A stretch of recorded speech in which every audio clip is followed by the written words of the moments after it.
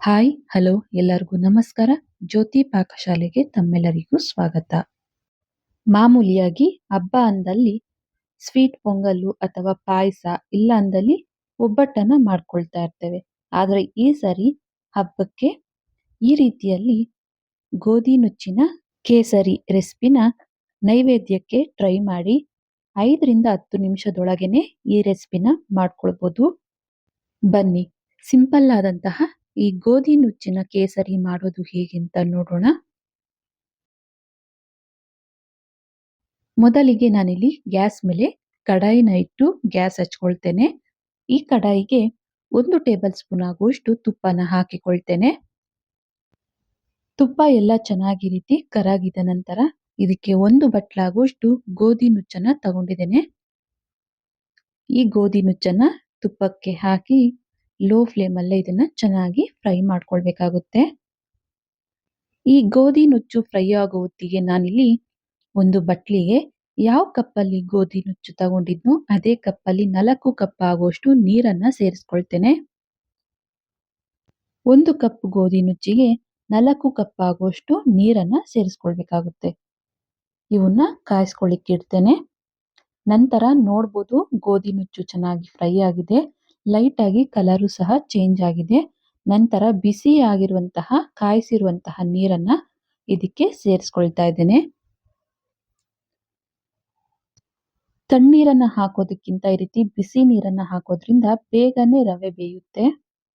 ಬಿಸಿ ನೀರನ್ನ ಹಾಕಿ ಚೆನ್ನಾಗಿ ಇದನ್ನ ಮಿಕ್ಸ್ ಮಾಡ್ಕೊಳ್ತಾ ಈ ರವೆ ಚೆನ್ನಾಗಿ ಬೇಯೋವರೆಗೂ ಇದನ್ನ ಬೇಯಿಸ್ಕೊಳ್ಬೇಕಾಗುತ್ತೆ. ಗ್ಯಾಸ್ ಅನ್ನ ಮೀಡಿಯಂ ಫ್ಲೇಮ್ ಅಲ್ಲಿಟ್ಟು ಈ ರವೆನ ಬೇಯಿಸ್ಕೊಳ್ಬೇಕಾಗುತ್ತೆ. ನೋಡ್ಬೋದು ರವೆ ಎಲ್ಲ ಬೇಯ್ತಾ ಇದೆ. ಇನ್ನು ಸ್ವಲ್ಪ ನೀರಿನ ಅಂಶ ಇದೆ. ಇದಿನ್ನೂ ಸ್ವಲ್ಪ ಗಟ್ಟಿ ಆಗೋವರೆಗೂ ಇದನ್ನ ಬೇಯಿಸ್ಕೊಳ್ಬೇಕಾಗುತ್ತೆ. ನೋಡ್ಬೋದು ರವೆ ಎಲ್ಲ ಚೆನ್ನಾಗಿ ಬೆಂದಿದೆ. ಈಗ ಇದಕ್ಕೆ ಯಾವ ಕಪ್ಪಲ್ಲಿ ನಾನಿಲ್ಲಿ ರವೆ ತಗೊಂಡಿದ್ನು ಗೋಧಿ ನುಚ್ಚನ್ನ ಅದೇ ಕಪ್ಪಲ್ಲಿ 1/4 ಕಪ್ ಆಗುವಷ್ಟು ನಾನಿಲ್ಲಿ ಸಕ್ಕರೆನ ಹಾಕಿಕೊಳ್ತಾ ಇದ್ದೇನೆ. 1/4 ಕಪ್ ಅಂದಲ್ಲಿ ಸ್ವೀಟ್ನೆಸ್ಸು ಮೀಡಿಯಂ ಆಗಿರುತ್ತೆ. ಸ್ವಲ್ಪ ಸ್ವೀಟ್ ಜಾಸ್ತಿ ಬೇಕು ಅಂದಲ್ಲಿ 1/2 ಕಪ್ ಆಗುವಷ್ಟು ನೀವು ಸಕ್ಕರೆನ ಹಾಕಿಕೊಳ್ಬೇಕಾಗುತ್ತೆ. ನೋಡ್ಬೋದು ಸಕ್ಕರೆನ ಹಾಕಿ ಈ ರೀತಿ ಮಿಕ್ಸ್ ಮಾಡ್ಬೇಕಾದ್ರೇನೆ ಸಕ್ಕರೆ ಎಲ್ಲ ಮೆಲ್ಟ್ ಆಗಿ ಇದು ಮತ್ತೆ ಸ್ವಲ್ಪ ತೆಳ್ಳಗಾಗ್ತಾ ಬರುತ್ತೆ ಈ ಮಿಶ್ರಣ. ಮತ್ತೆ ಇದನ್ನ ಮೀಡಿಯಂ ಫ್ಲೇಮ್ ಅಲ್ಲಿ ಇಟ್ಟು ಚೆನ್ನಾಗಿ ಕುದಿಸ್ಕೊಳ್ತಾ ಈ ಮಿಶ್ರಣ ಗಟ್ಟಿ ಆಗೋವರೆಗೂ ಇದನ್ನ ಬೇಯಿಸ್ಕೊಳ್ಬೇಕಾಗುತ್ತೆ. ಸಕ್ಕರೆ ಎಲ್ಲ ಕರಗಿ ಇದು ಚೆನ್ನಾಗಿ ಕುದಿಬೇಕಾದ್ರೆ ಇದಕ್ಕೆ 8 ದಳದಷ್ಟು ಕೇಸರಿ ದಳನ ಸೇರಿಸ್ಕೊಳ್ತಾ ಇದ್ದೇನೆ. ಕೇಸರಿ ದಳನ ಸೇರಿಸಿ ಚೆನ್ನಾಗಿ ಮಿಕ್ಸ್ ಮಾಡ್ಕೊಳ್ತಾ ಇದನ್ನ ಕುದಿಸ್ಕೊಳ್ಬೇಕಾಗುತ್ತೆ. ನೋಡ್ಬೋದು ಸಕ್ಕರೆ ಪಾಕ ಎಲ್ಲ ಗಟ್ಟಿ ಆಗ್ತಾ ಈ ಮಿಶ್ರಣ ಗಟ್ಟಿ ಆಗ್ತಾ ಬರ್ತಾ ಇದೆ.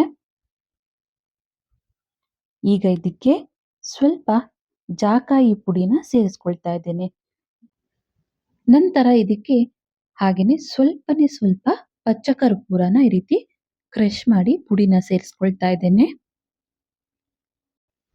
ದೇವರಿಗೆ ನೈವೇದ್ಯ ಮಾಡಬೇಕು ಅಂದಾಗ ಈ ರೀತಿ ಸ್ವಲ್ಪ ಜಾಕಾಯಿ ಪುಡಿ ಹಾಗೂ ಸ್ವಲ್ಪ ಪಚ್ಚ ಕರ್ಪೂರನ ಸೇರಿಸಿ ಮಾಡಿರುವಂತಹ ನೈವೇದ್ಯನ ದೇವರಿಗೆ ನೈವೇದ್ಯವಾಗಿ ಅರ್ಪಿಸುವುದು ಶ್ರೇಷ್ಠ ಅಂತಲೇ ಹೇಳ್ತಾರೆ.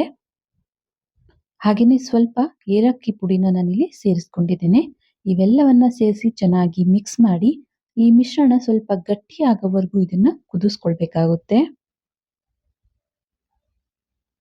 ನೋಡ್ಬೋದು ಈ ರವೆ ಎಲ್ಲ ಚೆನ್ನಾಗಿ ಕುದಿ ಬಂದಿದೆ. ಹಾಗೆಯೇ ಮಿಶ್ರಣ ಗಟ್ಟಿ ಆಗ್ತಾ ಬಂದಿದೆ.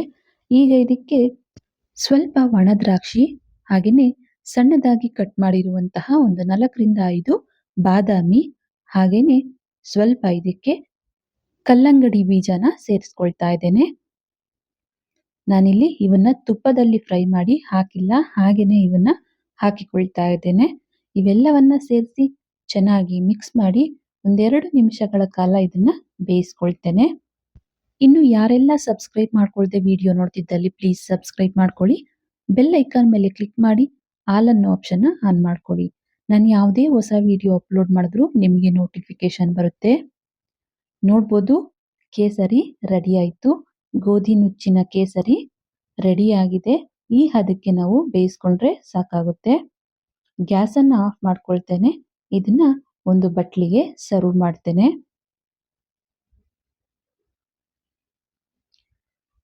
ನೋಡಿದ್ರಲ್ಲ, ತುಂಬಾನೇ ಸಿಂಪಲ್ ಆಗಿ ಹಬ್ಬದ ದಿನಗಳಲ್ಲಿ ನೈವೇದ್ಯಕ್ಕೆ ಮಾಡಿಕೊಳ್ಳಬಹುದಾದಂತಹ ಗೋಧಿ ನುಚ್ಚಿನ ಕೇಸರಿ ಮಾಡುವ ವಿಧಾನ.